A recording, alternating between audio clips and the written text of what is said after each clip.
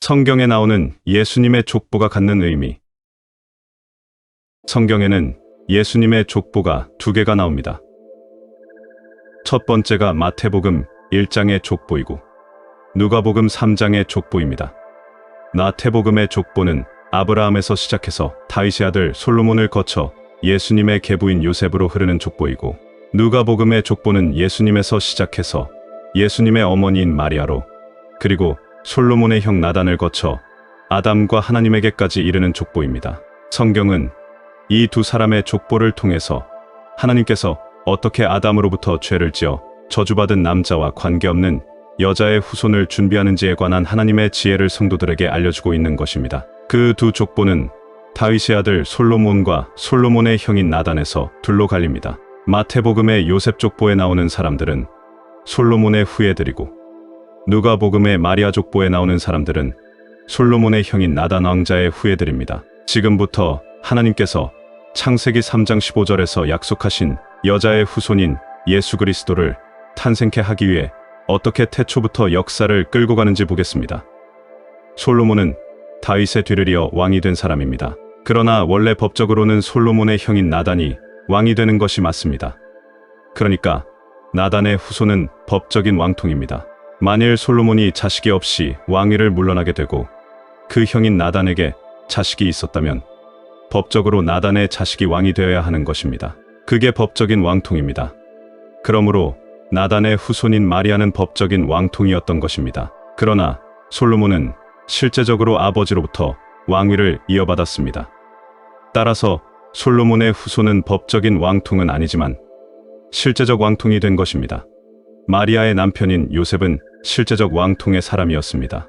하나님은 주님이 여자의 후손으로 오셔야 할 뿐 아니라 사무엘하 7장의 다윗의 언약에 나타나 있는 것처럼 다윗 왕의 후손으로 이 땅에 오셔서 영원히 망하지 않는 다윗의 뒤를 이을 진정한 왕으로 오셔야 하기 때문에 예수 그리스도의 탄생을 법적인 왕통과 실제적 왕통의 후손들 사이에서 탄생케 하신 것입니다. 그런데 마태복음의 요셉 족보를 보면 하나님께서 어떻게 예수님을 여자의 후손으로 보내는지 그분의 지혜와 섭리가 놀랍게 나타나 있습니다. 그리고 그 족보에는 왜 예수님이 여자의 후손일 수밖에 없는가에 대한 결정적인 증거도 나타나 있습니다. 마태복음의 족보 중간에 여고녀라는 왕이 나옵니다. 그 여고녀라는 왕은 패역한 왕이었습니다. 그래서 그와 그 자손이 하나님으로부터 저주를 받아 다윗의 위에 앉을 수 없게 됩니다. 이 사람 고니아는 천하고 깨진 그릇이냐, 좋아하지 아니하는 그릇이냐, 어찌하여 그와 그의 자손이 쫓겨나서 알지 못하는 땅에 들어갔는고. 땅이여 땅이여 땅이여, 여호와의 말을 들을지니라. 여호와께서 이와 같이 말씀하시니라.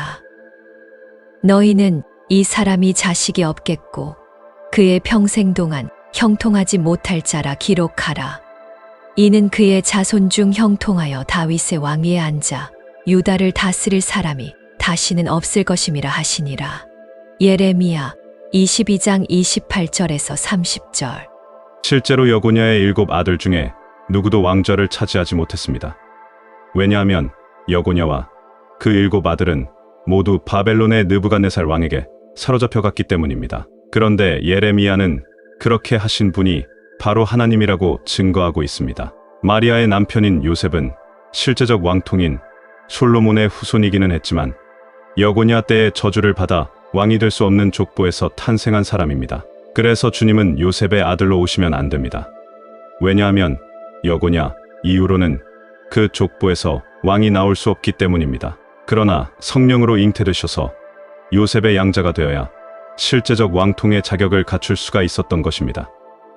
그 족보의 후손들은 왕위에는 오를 수 없지만 실제적 왕통의 후손들입니다. 그래서 주님은 그 족보의 육신적 후사가 되면 안 되지만 양자로서 실제적 왕통을 계승해야 합니다. 그렇게 주님의 왕통 계승이 중요한 이유는 사무엘하 7장에서 주님은 다윗의 후손으로 오셔서 그 왕위를 영원토록 지속하는 분으로 약속되었기 때문에 그분은 육신적으로도 왕의 자격을 반드시 갖춰야 하기 때문입니다. 그런데 예수님께서 요셉의 육신적 자손으로 오게 되면 주님은 저주받은 자의 후손으로 오는 것이 되기 때문에 주님은 성령으로 잉태되어 요셉의 양자가 됨으로 다윗의 실제적 왕통의 자격만을 부여받게 되는 것입니다.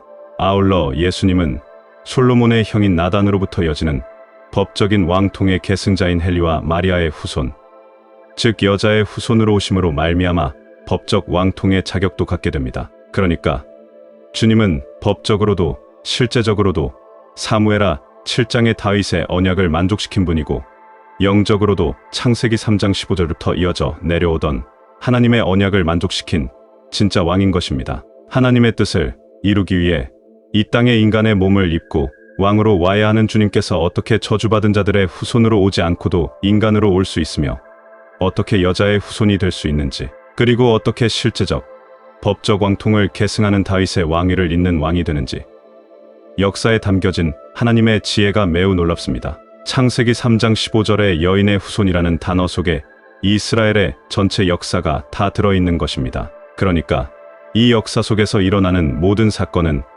하나님의 언약을 따라 하나님의 작정 속에서 만들어지는 하나님의 이야기인 것입니다. 성경은 마태복음의 족보를 통해서 메시아이신 예수님은 하나님의 은혜를 떠나 저주를 받은 인간의 혈통에서 온 분이 아니라 성령에 의해 잉태되어 이 땅에 내려와야 하는 하나님이셨다는 것을 보여주고 있는 것입니다. 그리고 누가복음의 족보를 통해서는 메시아는 인간을 대신해야 하는 분위기에 사람으로 태어나야 했다는 것을 보여주는 것입니다. 이렇게 하나님은 창세전에 어린 양의 생명책에 기록해 놓은 하나님 백성들의 구원을 위해, 다른 말로 여자의 후손을 이 땅에 보내기 위해 인류 전체의 역사를 이끌어 가신 것입니다.